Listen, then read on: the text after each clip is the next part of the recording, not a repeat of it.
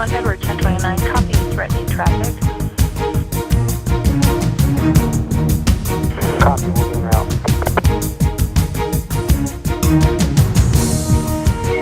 Edward 1029, if you could please respond to 2020 McNeil Street, Lakeview.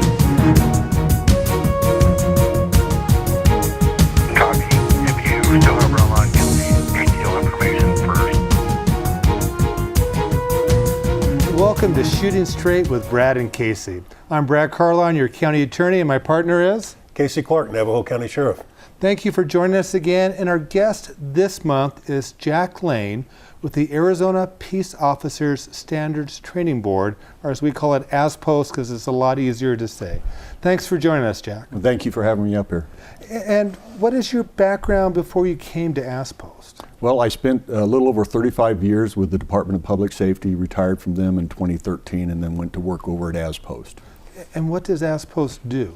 Well, you went to work there at ASPOST, but now you're the director, so That's correct. You come up there also, just like you did in DPS. Right. When I first went there, I was actually hired as the compliance manager, and the compliance side of the house basically handles three different issues. One is we handle police misconduct cases that need to be presented to the board. They do the audits on all new police background hiring to make sure they meet the minimum standards for hiring, and then do the annual training audits on all the agencies in the state to ensure that they're meeting their training standards that have to be met by peace officers. And what's the training standards, Jack? There's so many hours each police officer in the state has to do mandated post-training. That's correct. And just remember, we're minimum standards. That doesn't mean an agency can't. Exactly. Most agencies do above and beyond this. They're required to have 8 hours of continuing training, which would be like classroom work on new laws, legal affairs. They need at least 8 hours of proficiency training every 3 years, and that would be like driving, tactical firearms and such. And then annually, they have to at least have one annual firearms qualification, and they have to do a judgmental shoot, which is the shoot, don't shoot scenario training. And the FATS, or whatever they call it now. Yes. Okay. So at DPS, I know that you started out as a highway patrolman, or a trooper nowadays, and then you went through the ranks there and held a lot of different positions. I did, yeah. I was really fortunate to hold a lot of different positions. I was an undercover agent for a while in Tucson, and then I was a supervisor that supervised an undercover narcotics squad. I was at the training academy as a supervisor. I promoted to lieutenant. I was a higher patrol district commander, a special investigations detective commander. I had a lot of different assignments, internal affairs. Worked my way up to commander rank when Dennis Garrett was the director, and did a lot of work as a commander over different bureaus. And then I was elevated when Roger Vanderpool was the director to the higher patrol chief for 5 years. And then after that was the law enforcement training commander and a criminal investigations bureau commander before I retired. So very varied background. So then recently you were selected to be the director of Post? I was. The board made me the interim director in February when the former director retired, and then at the following meeting in March, they had a subcommittee that recommended that I be given the permanent appointment, and the board voted unanimously to give me that appointment. You know, I was at that meeting, and I've already told you congratulations, but they picked a great person for it. So Thank you, Sheriff. So at Post, then, how many people do you oversee there? I mean, you have quite a staff there. Yeah, we have a staff of about 27, 28. They're a mixed staff. The majority, or about 20, are actually Arizona Post employees. Our support staff, our administrative professionals are all DPS admin type people, and there's 4 or 5 of them. And then we have what we call contract employees, which are current peace officers that have certain specialty skills that we bring on board, and through a contract with that agency. We have a Tucson PD officer, a Chandler PD officer, a Scottsdale officer, and we just recently lost a Phoenix PD officer. So there's a board then that you report to, and that board is made up of people that are selected by the governor to serve on the ASPOST board? That's correct. They're appointed by the governor, and they're 3-year terms. The board's pretty much broken up with a couple of public members. We have 2 sheriffs, we have 2 chiefs of police, We have 2 peer members, which are both sergeants. One's a sergeant with a sheriff's department, another is a sergeant with a city police department. We have a member of a college staff that is on the board, and then we have the director of the Department of Public Safety, the director of Department of Corrections, and then the Attorney General. So a very varied staff. And What does the board do, though? The board basically provides guidance to staff on different issues involving training. Probably the most important duties they do is they hear charging cases involving officer misconduct, and they determine whether they want to initiate proceedings against those officers for potential action against that officer's certification, whether it be a suspension or revocation of that officer's certification in the state. What range do they hear for officer misconduct? You know, we've heard recently about the Mesa officer who's been charged. I assume that would be something. But how far to the other side is the misconduct involved that you guys would look at? We've had some cases that are fairly serious that result in revocation. So what happens is whenever a peace officer in Arizona leaves their agency, by statute, the agency head is required to report to post that they left the agency, and if they left the agency under misconduct allegations, then they're required to report that to post. We then take that information, we meet with their internal affairs people, we develop the case overview to present to the board, and then the board decides whether to initiate proceedings against that officer. So it's a range of things. We've had officers that have had received discipline for an off-duty DUI, which has resulted in suspensions against those officers. All the way we've had revocations for officers. Probably the most severe issues are dishonesty allegations brought against an officer. So does ASPOST actually conduct the investigations? Because you also made reference to IA, which assumes internal affair by the department.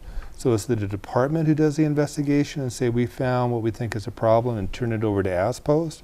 Or has ASPOST been known to start and initiate its own investigations? The answer to that is yes. Okay. We do both.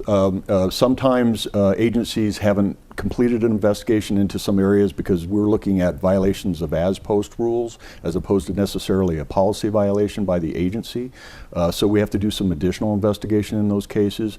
Sometimes police misconduct cases come to us from the civilian population, and we ask the agency to investigate those. Sometimes we have initiated our own investigations where potentially an agency just didn't have the ability to do their own investigation at that point. And then the board also decides the budget the post has and where that funding goes as far as for the different academies across the state, because you monitor the academies also, I believe. We do. We audit all the academies. We set up the minimum standards for training in the academies. Right now, the curriculum requires a minimum of 585 hours curriculum, and most academies are around the 750 hour actually because of all the hours they have with the new peace officers. They do establish, in fact, I'll be presenting this next fiscal year budget to the board at our next month's meeting and giving it a breakdown of where we think some of the money should go, and then they'll either approve that or they'll make some recommendations for change in that budget. So and the budget, does that come from the legislature, or where does that money come from? How are you funded? We are funded 100% by what's called criminal justice enhancement funds. Those are funds that are part of a surcharge that is placed on criminal violation fines as well as traffic violation fines. So all our funding, 100%, even for our salaries, comes from that particular funding source. Have you noticed a downward decline in the revenues coming in? We have. It's pretty serious right now for us. We've noticed a 20% decline since 2008, and so we've had to really tighten our budget up and make sure that we're doing the right things. And the board, that was certainly one of the charging that I got from the board, is to make sure that we get our house in order on the budget. So I didn't hear you mention for revenue on the budget side any officer or department paying for the training that ASPOST puts on. So I assume then that training is all free? The academies, we have various IGAs with some of the academies in the state where we provide funding for the training at those academies and for housing for the students that are the peace officers going through those academies. We also have a training staff at our facility that provides advanced training in areas of leadership, supervision, field training officers, firearms instructors. So we have staff that actually put on those trainings too. We do a lot of the training. We're trying to get out more regionally because it's easier for the areas of the state to bring students together in those regions of the state, and we've began doing that program about a year ago, especially for the supervision and the leadership type of training that we can get out there for the agencies. But that training is free to those agencies. We try and, when we do bring individuals to the Valley metropolitan area for training, we try and assist the agencies by providing hotels for the students as well as some per diem reimbursement to the agencies. Yeah, because you have law enforcement officers from Douglas to Page to St. John's to Lake Havasu City. So yeah, statewide there's just a little bit less than 15,000 officers that we have oversight in the state. So, and that's a new way of thinking, is bringing that regional training, because you can send 1 or 2 instructors to Navajo County for a regional training compared to sending 10 deputies or whatever. It's much more cost effective. Oh yes, absolutely. We just, my training manager just came back from spending a week in Yuma where he did an advanced crash school there. That's one of his specialties.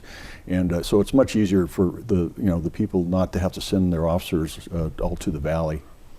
Does ASPOS also, I'll use the word qualify, but say you're qualified to teach an ASPOS class, like say Casey has one of his sergeants teaching something to get the credit. There's some type of accreditation process? They are required to attend. We have what's called a general instructor school, which allows individuals that get certified by post to become general instructors.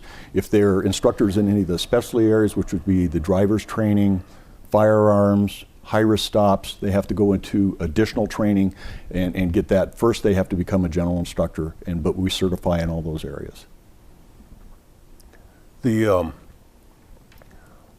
What's some of the minimum qualifications for a peace officer in the state of Arizona that post requires minimum qualifications? Well, there's a lot of areas that are covered, and first you got to be a U.S. citizen. That's a requirement. But there's a lot of different areas that we require that. They have to have. We look at their criminal past, if they have any criminal history. Some of those are going to be disqualifiers. Various types of drug usage will be a disqualifier in cases. There's minimum standards in that areas. There even something as simple as driving records. We want to make sure that the peace officers don't show a lack of ability to follow the law out there, and so that agencies are, again, they're meeting those minimum qualifications. Most agencies have more stringent requirements than the minimum we have at post. Again, we're the minimum standard, and so that's why we come in and audit the background investigations to make sure they meet those minimum standards. They have to have at least a high school degree. So there's a lot of different areas that are covered. And you need to be 21 at the time you graduate. That's correct. To be a peace officer. Yeah, you can't enter the academy when you're 20, like you said, but as long as they reach the age of 21 by the time that class graduates. And the academy is 18 weeks? Well, most of the academies now are at a 21-week program. 21 weeks. Yeah. NARDA, which is out of the Prescott area, I think they just went from 18 to 20. The Aliyah Academy in Phoenix is a 21-week program, and the Southern Arizona Regional Academy, which is housed by Tucson Police Department, is right at about a 20-week program also. Okay, so it's gone up considerably. Yes, there's just so much that gets added on in the academies, and above and beyond what the minimum 585 hours are required. And things are changing in the world, and the academies are trying very hard to keep up with that. So with of course, a lot of over the last few years, there wasn't a whole lot of hiring because of the budget process. Are you seeing an increase now in folks getting hired and going to the academies, or how are academies doing? No, they are. The classes are beginning to start to fill up. Where several years back, a good example was when I was back at the academy in 2011. you'd have 2 classes of about 20 students apiece. Now, right now, they're starting a class every 4 weeks in the Phoenix Regional Academy, and their classes are anywhere from 50 to 55 recruits in every one of those classes. And so that's from all over the state, or is that mainly Phoenix or Chandler, or is there a combination of people all over the state trying to get into there? Or? Yeah, our agreement with ALEA, which is the largest training academy, they graduate approximately 500 to 600 new peace officers every year. Our agreement with them is that they take people from all over the state. We provide housing for those students so that there's no cost to the agency during that 21-week program, and then they provide a lot of the training resource. And that's a three-way management team that manages that training academy. It's the Chief of Police for Phoenix Police Department, Joe Yonner, the Director of DPS, Frank Milstead, and myself. That manage the ALEA Academy. We're the management team, so to speak, and so the academy commander up there is normally rotated between a DPS commander or a Phoenix Police commander, but recently they also had a Tempe commander as the academy commander. And all this teaching that you've been talking about, nuts and bolts of how to be a cop, from driving to high-risk stops, things of that nature, has there also been a shift in training or making training about how to deal with people, since so much of what a law enforcement officer does is one-on-one contact and communication? Yeah, especially dealing with those that might have some problems communicating and such. We're really focusing on making sure officers know how to de-escalate situations. We've always done a really good job of worst case scenario with police officers because that's always the way we've trained over the years. But now we really are focusing, the academies are focusing, and the advanced training are focusing on de-escalation skills. The big push right now is also in crisis intervention training with some of those folks that are homeless, that police have a lot of contact with. They may need some mental health and support in those areas. So we're really focusing on how to communicate with those types of folks so that things don't get out of control, so officers are in control of those situations and things don't get out of hand. Is there some specialized training towards some of our veterans that have come back from Iraq and Afghanistan, or is that all combined into the training you're talking about? It is combined into that crisis intervention training because we are seeing more, even with peace officers who are being hired, a large amount of, there's the PTSD issues. It's a huge concern, even with our workforce, but also dealing with those folks that are on the street and helping them get the help they need. And instead of the old police, in the past, it's like that person violated the law, they were going into the jail. And now we realize, look, it's turning into a turntable. They're just back out on the street, they're back in jail. They're not getting the help they need. So peace officers are really becoming more diverse in how to deal with those issues. So how many cases are on average, or maybe come before post every year for discipline from post, whether it be revocation or suspension? I mean, does Arizona have a problem? No, we don't, actually. We track that very closely. When you figure we've got about 15,000 police officers in this state, on the average, we average about 120 to 130 cases of misconduct that are brought to the board. That doesn't mean all those cases meet that level. Some of those cases are found to be just a policy violation. It's more of an agency action. It's not the type of action that the board will take. So out of those cases, now you're down to, out of 15,000 officers, you got 120 cases, and out of those 120 cases, maybe 15 of those cases will end up in revocation in a year. Some will end up with some suspensions. There may be a little bit higher number, maybe 10 or 20 of those. So the numbers are relatively low. I think law enforcement in Arizona, all the agencies in Arizona do a really good job of policing their own and making sure that their people are doing the right thing. Things happen, officers get complaints. Sometimes the agencies deal with those and get that officer off to the good start and make sure that they retrain if they need to or take whatever action they need to discipline that officer. And I think that's why our numbers are relatively low. That's great numbers. So what kind of conduct gets you a revocation compared to the type of conduct that might get you a suspension? And is there any kind of discipline be below the suspension level? Well, I'll answer the last question first. There is nothing below suspension. They can only deny, suspend, or revoke, or they find that whatever the agency did satisfies them, and they're fine with how the agency head dealt with the situation. The type of things that will get you revoked, and that's a lifetime issue. You can't be a peace officer in Arizona once you're revoked. Would be things like dishonesty, falsification of a document. Those are the ones that are always going to get you revoked. So, and not only that, but I think that most of the states in our nation have a post, and if you're revoked here, I don't believe you can be a peace officer in another state also, or is there a compact with that? Or? We have a compact through an organization. It's basically an international organization of post directors, and we have what's called the National Decertification Index. That's a voluntary index that the posts report into, and we do that, and we report all the revocations. We also have some officers that voluntarily relinquish their certifications because they realize they're going to probably get revoked anyway, so they just do that voluntarily. We report those in there, and most of the states utilize that resource. Out of all the 50 states, there's only 6 states that do not have posts. And some of those are working towards having posts. I think right now Massachusetts has a bill before its legislature where they want to form a post. So yeah, most of the states do report into this index. Most states will not hire an officer in their state if he or she has been revoked in Arizona. So you have responsibility over individual law enforcement officers. Do you have any responsibilities over the agencies themselves?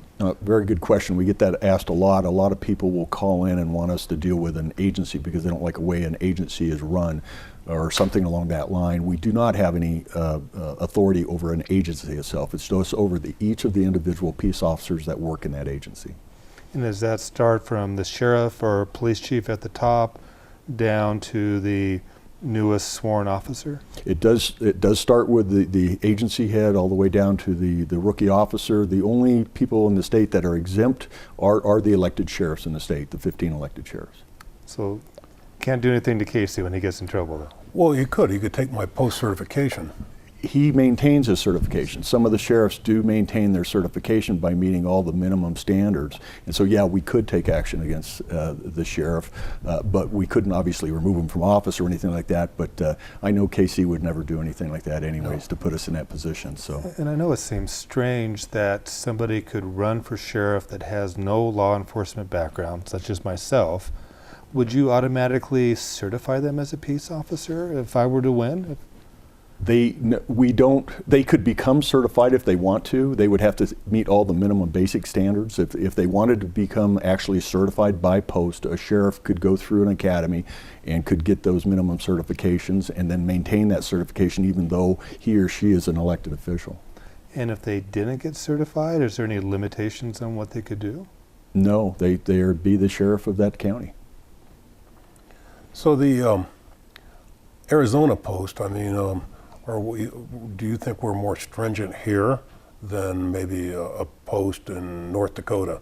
In other words, are our standards a little higher, more hours in our academies, or where do you think we stand with the posts in the United States? Well, in just meeting with other states, I think some of them feel that we have some of the probably the most, I don't want to say stringent, but I think they really admire the statutory language and the rules that have been set up for our Arizona Post because they're very specific. It was basically a consortium of people back in 1968. It was the chiefs of police, the sheriffs that brought Post into being, and so the language that was put in place was because those agency heads wanted to see that type of certification and type of oversight in our state. Well, when I went to the academy, it was called ALIWAC, I believe. And then Post came in a few years later, but it was just a change in name, or? I think it was a change in name. I think that happened in the early 90s. When I came on board in '78 too, it was ALIWAC, and which was Arizona Law Enforcement Officers Advisory Council, I think is what that stood for. I think it was a change in name to get in line with what other states were calling their oversight agency in their states. And we'll have to end with that. Thank you for your time. Thank and you. We're out of it. Jack, Appreciate it's always a it. pleasure Thank to you, see you. Sheriff. Thank you. Thank you for joining us for this month's Shooting Straight with Brad and Casey. And please tune back in after the commercial break to see this month's Most Wanted.